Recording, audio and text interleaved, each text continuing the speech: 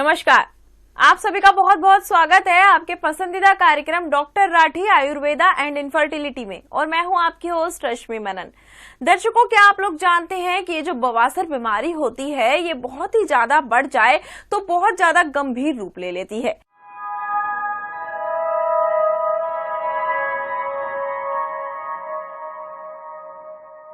आधुनिक जीवन शैली ने हमारे शरीर को बीमारियों का घर बना दिया है। आज के जमाने की ऐसी ही एक बीमारी है पाइल्स यानी कि बवासीर। गलत खानपान और आहार विहार के कारण ये रोग बड़ी तेजी से फैल रहा है। इस रोग की जटिलता ये है कि रोगी शर्म की वजह से शुरुआत में इसे छुपाता रहता है, लेकिन धीरे धीरे ये रोग गंभीर रूप भी धारण कर सकता है। बवासीर दो प्रकार की होती है, खूनी और बादी। खूनी बवासीर में शौच के वक्त रक्त आता है, जबकि बादी बवासीर में शौच के वक्त रोगी को असहनीय पीड़ा होती है।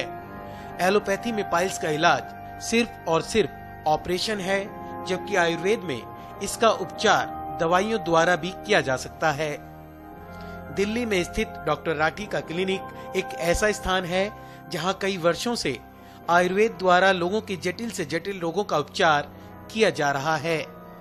पाइल्स का इलाज भी आपको यहाँ 100% मिल सकता है। कैसे आयुर्वेद के माध्यम से आप इस बीमारी से निजात पा सकते हैं, आज एक बार फिर से हमारे साथ स्टूडियो में मौजूद हैं डॉक्टर नरेंद्र राठी जी। तो आइए इनका स्वागत करते हैं। डॉक्टर साहब, आपका बहुत बहुत स्वागत है। नमस्कार। तो दर्शकों, यदि आप भी डॉक्टर साहब से बात करना चाहते हैं, सुंदर रूप, निरोगी काया चाहते हैं, स्वस्थ शरीर चाहते हैं, तो नंबर लगातार आपकी टीवी स्क्रीन पर दिखाए जा रहे हैं। आप फोन उठाएं, कॉल लगाएं, डॉक्टर साहब से बात करें और अपनी सभी प्रकार की बीमारियों का समाधान डॉक्टर साहब के द्वारा प्राप्त करें और ये जानें कि कैसे आयुर्वेद के माध्यम से आप खुद को स्वस्थ कर सकते हैं, अपने शरीर को स्वस्थ कर सकते हैं। क्योंकि ऐसा कहा जाता है कि स्वस्थ शरीर ही सबसे बड़ा धन होता है, सबसे बड़ी दौलत होती है। यदि स्वस्थ शरीर होगा तो इंसान की जिंदगी आसान तरीके से व्यतीत हो जाएगी और सभी प्रकार की खुशियां उसके पास होंगी। लेकिन यदि उसके शरीर में बहुत सारी बीमारियां आकर सह जाएं, उसकी बीमारियां उसके शरीर में आकर अपना घर बना लें, तो इंसान का जीवन बर्बाद हो जाता है और वो अपनी जिंदगी में ध्यान लगाने की जगह उन बीमारियों से घिरकर सिर्फ और सिर्फ उन बीमारियों के अंदर ही लगा रहता है, उन बीमारियों के बारे में सोचता रहता है, डॉक्टर के पास जाता है, लगातार चक्कर लगाता रहता है, उम्र भर दवाइयां खाता रहता है, लेकिन उसकी बीमारियों से उसे निजात नहीं मिल पाती है। तो यदि आप चाहते हैं कि आपको जल्द से जल्द ऐसी बीमारियों से छुटकारा मिल जाए और आयुर्वेद के माध्यम से आपकी बीमारियां दूर हो जाएं, तो हमें लगातार कॉल करते रहें। नंबर लगातार आपकी टीवी स्क्रीन पर दिखाए जा रहे हैं।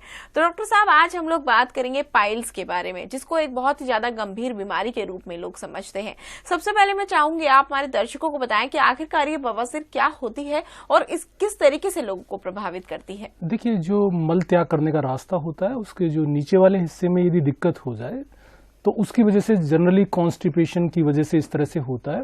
दो तरह की होती है ये, एक्सटर्नल इंटरनल।